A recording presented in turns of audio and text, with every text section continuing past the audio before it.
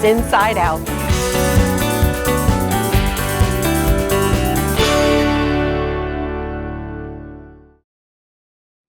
Inside Out is presented by HTC, here to connect.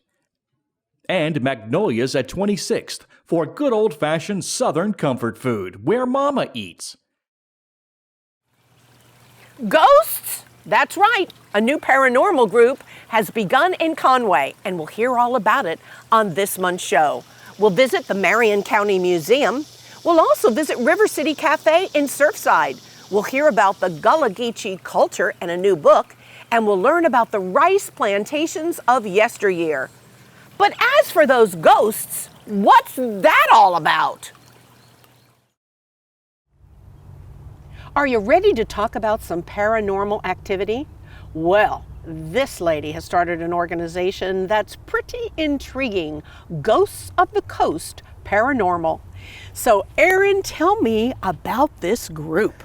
Yeah, so we're a new group founded in November of 2022, based out of Conway. I am the founder of the group, and I have always been interested in the paranormal, and I knew I wanted to start a team. And so I literally just came up with the name, came up with the logo, and I put the word out on social media, thinking that maybe I'll get some people saying you're crazy, but the reception was great, and within a week, I had all of my team members. And so right now, like our niche seems to be haunted locations, of course, yeah, but historical locations. And so we've been to the City of Conway City Hall. We've been to the Marion Opera House, the South Carolina Tobacco Museum. We have done a few private residences in there, but yeah, our niche seems to be that historical location. So like when you've gone to some of those places, you've obviously been told by the administrator of the facility that they're hearing things or seeing things that are odd? Yeah, so we actually investigate completely different than I think a lot of teams do. We tend to go in more intuitively. And so going into it, we actually don't know, we might have one person, such as myself, that knows the history or that knows the claims, but we tend to go in blind and save our research for after the investigation. And so when we go in blind, each team member will conduct their own walkthrough of an of the location. And so then we'll come back all together and we'll say, okay, well, what did everybody feel?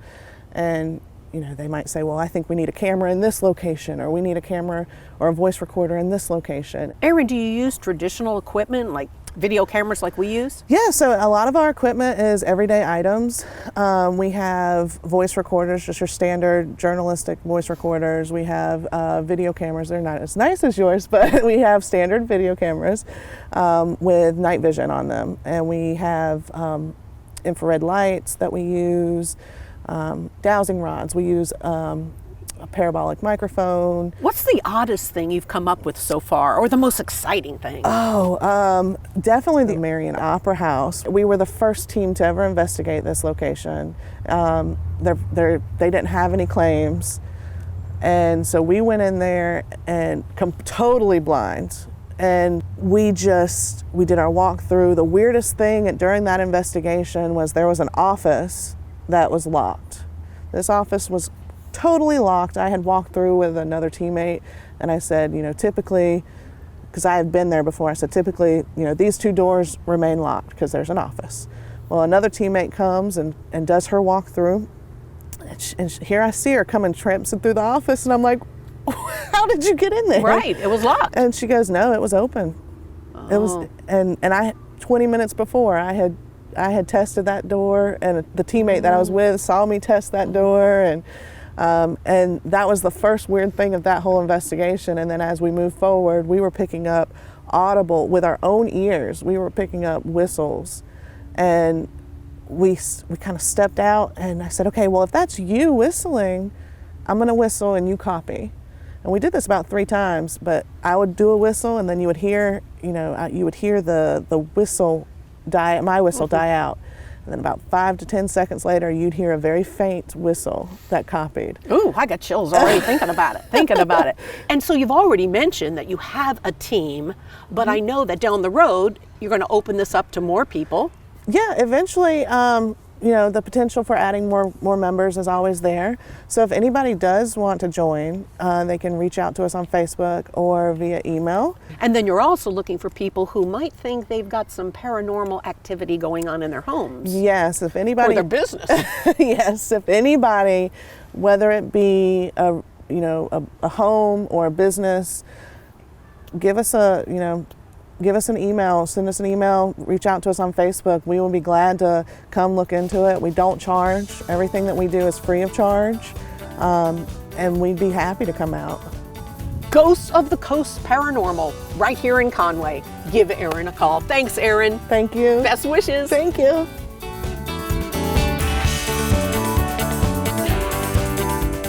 It's a new book on the Gullah Geechee culture and yummy food from River City Cafe. Next.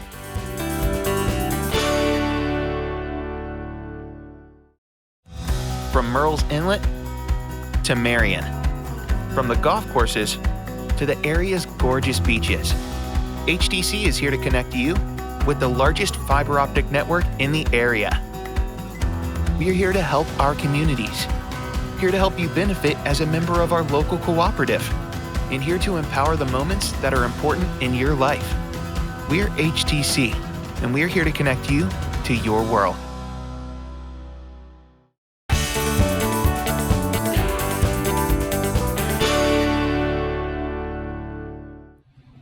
Well, it was way back in the 80s, pretty much early in my career, when I first interviewed this woman, Veronica Gerald. She taught at Coastal Carolina University in the English department for, 39 years? Yes, close to 40. Woo! And now, of course, she spends most of her time working on the Gullah Geechee corridor and other Gullah Geechee things. And this has been a passion of yours forever.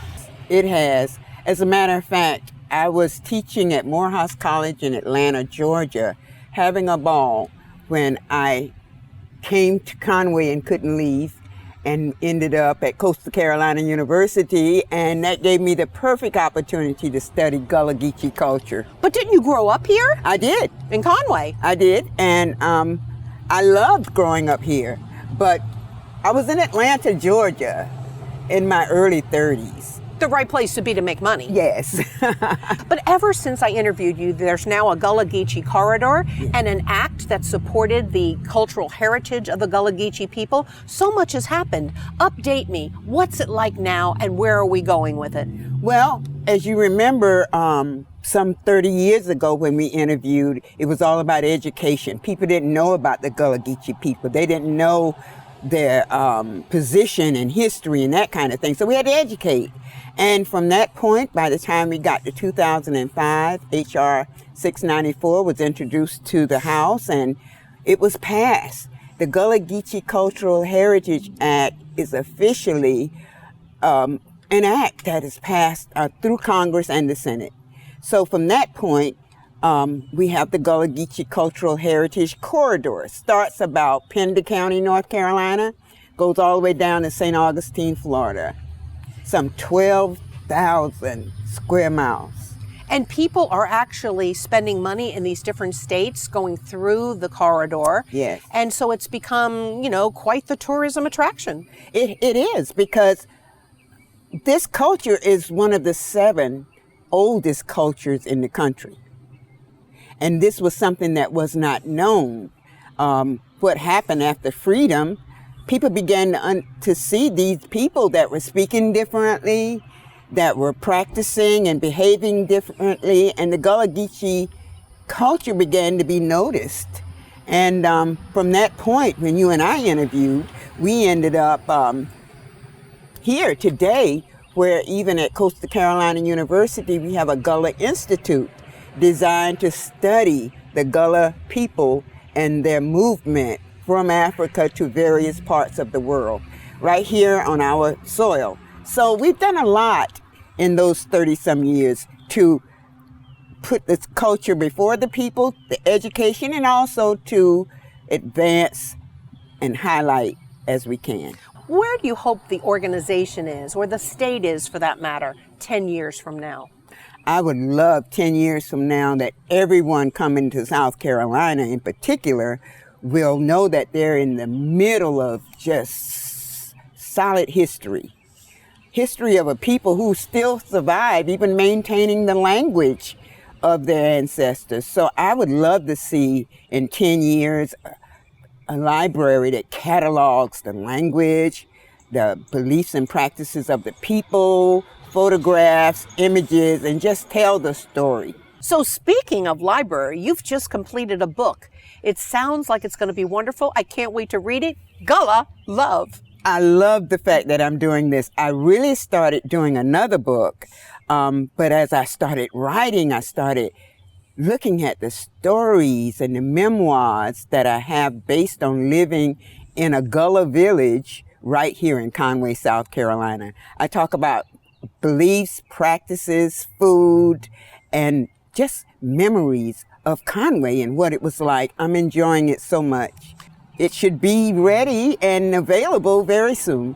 And so for people who maybe would like to bring you in as a speaker, are you available to go to civic clubs? Diane, I would love to do that. One of the best experiences that you can have is talking to people, civic-minded people who live in the area. So in wrapping this all up, one final statement about the Gullah Geechee people.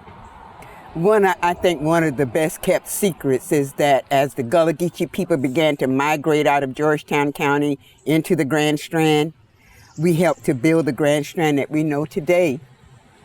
And hotels, we were the labor force. We have Gullah Geechee heritage in our blood, right? Yes, we do. All of us. There you go. If you'd like more information about the book or possibly hire Veronica as a speaker, there's her info. Thanks, Veronica. Thank you. Yeah, it's been Appreciate a great friendship for Yes. almost 40 years. But we don't look it.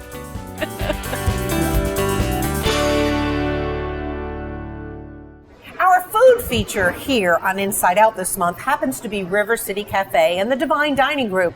As you know, such a well-established business here in our community, and I remember being at the grand opening many moons ago, and you all have really gone gangbusters. How many restaurants in Divine Dining Group now? Divine Dining currently boasts 15 restaurants. We have 7 River City Cafes that span from Barefoot Landing to Murrells Inlet. We have 3 Ultimate California Pizzas from Barefoot to Surfside, 2 Nacho Hippos, Market Common and North Beach Plantation. Paulie's Raw Bar is our further south location. We have Bubba's Fish Shack that's right across the street here. And then our newest endeavor is Bubba's Fish Camp and Smokehouse in Myrtle Beach on 21st Avenue North. And growing all the time. You must be incredibly excited that we're here at the Surfside River City Cafe location. Always beautiful, right here on the ocean, and excitement at the pier. Absolutely. We can hear it going up in the background. Absolutely. We're so excited about the pier. They've been working on it, and I'm sure they're working hard. It's going to be a new state-of-the-art pier. It's concrete. The old one was taken out with Matthew. It was a wood pier. But we're very excited. It's going to bring a lot more people. This is going to be a destination. A lot of people are going to want to see this summer, and we're excited about it. And even though you've got great food at River City, I love your salads, I love your hamburgers, the fries are always delicious. It's such a fabulous restaurant. I love your peanuts. Absolutely. It's something that we've had since the beginning. Eat your peanuts and throw the shells on the floor. I think we're one of the very few places left in Myrtle Beach that do that. I know there are other restaurants that do it, but we've been doing it for 33 years, and we plan on continuing. So you've been here for 33 years. You have grown up in this business. How about all the different positions you've done before you got to be the Chief Operating Officer? Yeah, when I came on board in March of 1990, I started with Jack in Murrells Inlet, and started training how to cook, and I told him I didn't want to just cook for him, that I wanted to run the store that he had in Myrtle Beach. So he said after I'd worked there with him a couple of weeks, if I'd go up and learn the business up there from the manager that was there, that I could have it. So went up there, learned the business, and took over the store. I managed that store in Myrtle Beach for 12 years. After 12 years, I was promoted to Director of Operations over River City and Bubba's Fish Shack across the street. And then in 2017, I was promoted to the Chief Operating Officer for the Divine Dining Group. They were smart, because you won't find a nicer guy than you, Flash, no doubt about it. The employees all love you, and that says a lot, too. I love our employees. We're a family here. This is a good family business. I wouldn't say we don't have some corporate aspects to our business, but we're definitely a family-based business. You've got so many great burgers, and I always get a kick out of the one with peanut butter. Now, I love peanut butter, but a lot of people order that? Not a lot of people. It's the novelty of it, and we've changed that burger around over the years. It used to just be peanut butter. Then we had peanut butter and bananas, because that's a good Southern thing. And then we had mayonnaise, and we've tried a couple different recipes with it, but it's just a plain, simple peanut butter burger now, and that will always be a part of the menu. But at River City, like you like to say in your advertisement, it's all about the burgers. It is all about the burger, Diane. We have 25 different burgers. We use a 7-ounce patty for our base burger. You can substitute chicken or a veggie burger or a turkey burger. We have the Double Dog Dares, which are our over-the-top burgers, which the buns couldn't handle them, so we put them in between 2 grilled cheese sandwiches. And then we have our Chuck Brisket Short Rib Burger, which is our specialty burger, and it's an 8-ounce patty that's served on a pretzel bun. But we also have other items. We have salads, we have wings, we have mahi, we have seafood, we have grouper fingers, fried shrimp, we have subs, we have a variety of other specialty sandwiches. So we have something for everyone. The kids love us. We have a specialty kids menu as well. But before we end, you've got an incredible bar with great frozen drinks. And yes, Diane, we do have a full bar. We have something for everyone, from beer to frozen drinks, pina colada, strawberry daiquiris, and strawberry margaritas. So we have a little bit for everybody. And for all these reasons, that's why everyone loves River City. It's a great company, Divine Dining. Thank you for what you're doing in our community, for the great food and beverage, Flash. Thank you. And that's why we're featuring them here this month on Inside Out.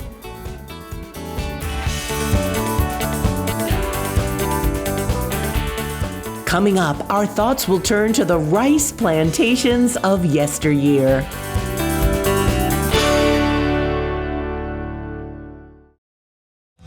From Murrells Inlet to Marion. From the golf courses to the area's gorgeous beaches. HTC is here to connect you with the largest fiber optic network in the area.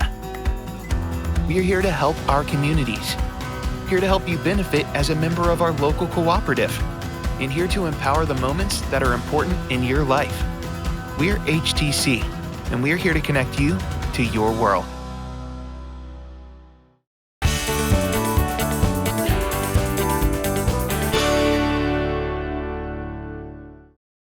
This segment of Inside Out is brought to you by Magnolia's at 26th for good old-fashioned Southern comfort food, where Mama eats.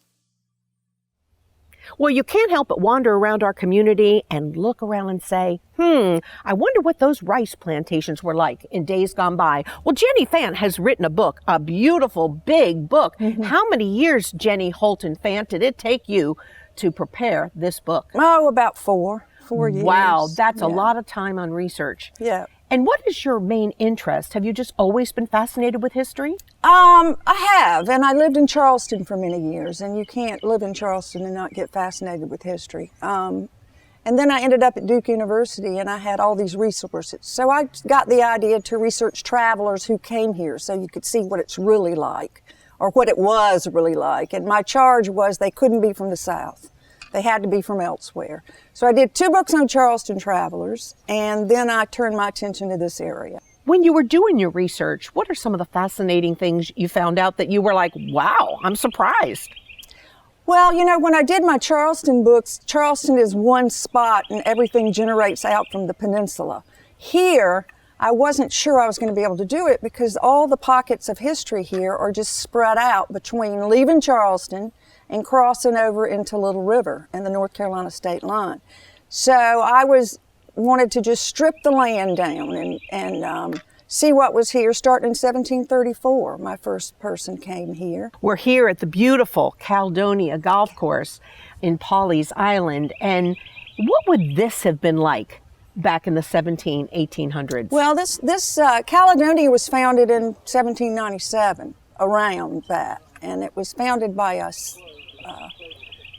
Scottish man, Robert Nesbitt, who married a Pawley, Elizabeth Pawley. Of course, Pawley like Pawleys Island owned all this land around here originally, which you'll read in my book.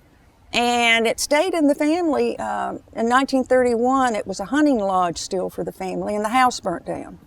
And the family had it till 1940. So it was a workable plantation. And one thing to discover about Waccamaw Neck, which is where we are right now, is the fact that the plantations run from the river to the sea. So they were long strips of plantations. And Caledonia is not in my book, but Midway Plantation, which no longer exists, was the next plantation over. And I have a lady who went there in 1851 and describes this plantation that no longer exists. So there's a lot of places in my book that no longer exist, and that makes it really, really interesting. Jennie, we always hear that the Georgetown County area once fed the world rice. Yes. That's a quote from Jim Fitch at the Rice Museum. Yes. And so did you find all of that to be absolutely true? Absolutely. It was the richest county in the country before the Civil War, and that's basically because of the layout of all the rivers here. It was just ideal for planting rice. Another thing about my book is it looks at slavery pretty strongly as well, though.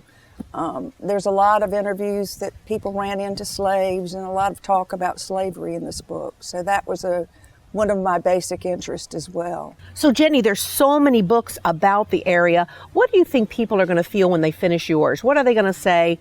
Wow, I really learned about. Well, you're going to look around the area after you read my book, and this long stretch of area, and you're going to look and you're going to say, well, that's where that was, or here's the history of that. It's heavily footnoted, and that's because I like to bring it up to date. What is there now? What's the history of what these people mention? People are identified, so you might find some of your relatives in there if you are from Georgetown County. But I don't think you'll look at this area the same again because you'll know a lot more about what it was. So what are the dates that your book encompasses? 1734, which was the first documented person who came through this area, to 1875. So it goes through up to Reconstruction. Your publisher, Linda Ketron, says it's a fascinating book and that everyone who lives here or even enjoys the area would love this book. And Linda, of course, is Class and Movable Feast. Yes, she's a publisher now. And she's just the best around, isn't she? She is. She's great. Now, where can we get the book? You can get it at my sister's bookstore at Litchfield right now. You can get it at the Kaminsky House Museum. Where you work? Where I work a couple days a week. You can get it at Waterfront Books in Georgetown. It's just getting out. You can get it from Class Publishing, a Movable Feast. And Jennie's information is there in case you would like to book her for an upcoming speaking engagement. She'd love to hear from you. Thank you, Jennie Holton Fant, and best wishes on the sale of this new book. Thank you. Hey, let's tour the Marion County Museum. Next on Inside Out.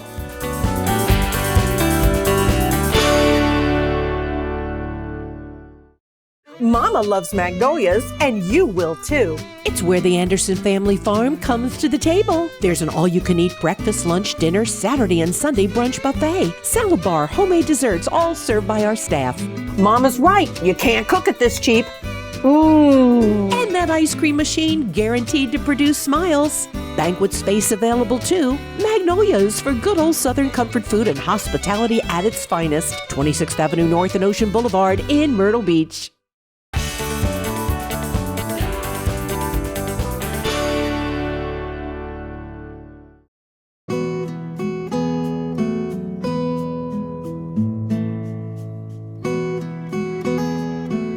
Well, you can't visit Marion, South Carolina without stopping into the beautiful Marion County Museum.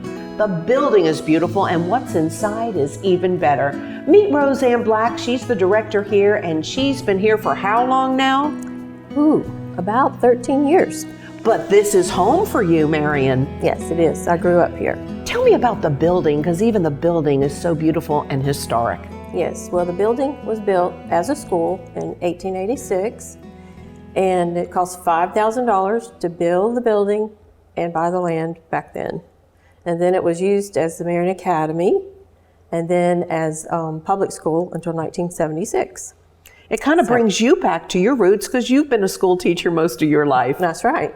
That's right. Once I came inside, I was shocked on how beautiful it really is inside and how many wonderful exhibits you have. This room itself is got to be one of my favorites. It's the Francis Marion room. Yes, of course. We wanted to dedicate this room to him. He's our namesake for our town, Revolutionary War hero. We have some reproduction uniforms and a rifle frock that were donated, and we have lots of paintings of him crossing the PD River, of his hideout. We have the French and Indian War escapades and his other Revolutionary War battles, as well as a copy of the statue that we have in the square downtown. I'm sure it's all about Francis Marion in this town. That's true. And then as I wandered through the other rooms, you've got some fabulous costumes of yesteryear in one corner. We do. We have a vintage fashion hallway, we call it, and they're from 1810 to 1950, and they were all donated from people that lived here.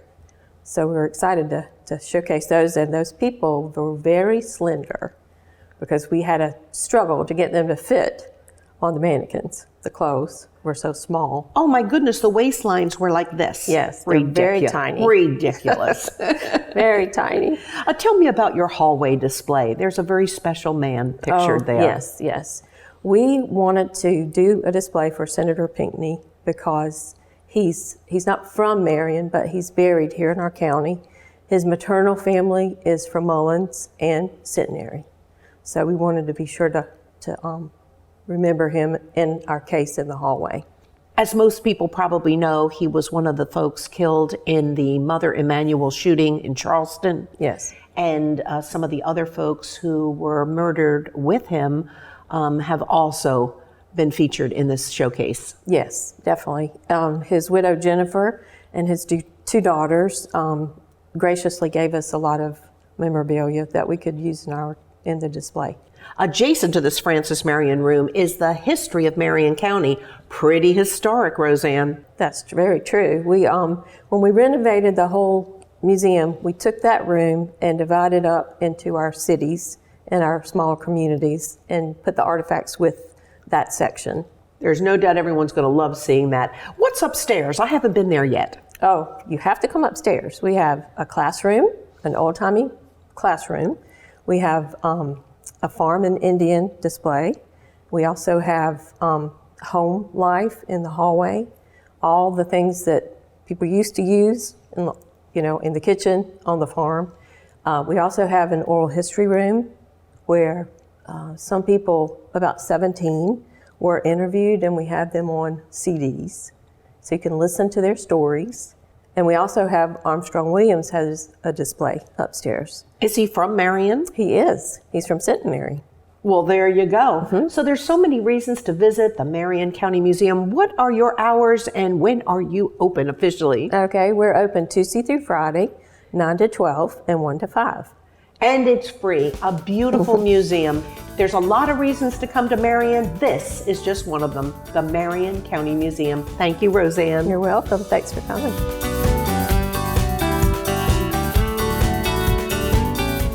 Well, I hope you enjoyed July's Inside Out, and I want you to know right now I'm on the campus of Coastal Carolina University, where I'm going to interview President Michael Benson for the August show. So you don't want to miss that.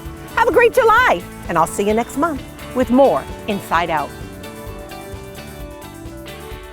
Inside Out is presented by HTC, here to connect. And Magnolia's at 26th for good old-fashioned Southern comfort food, where Mama eats.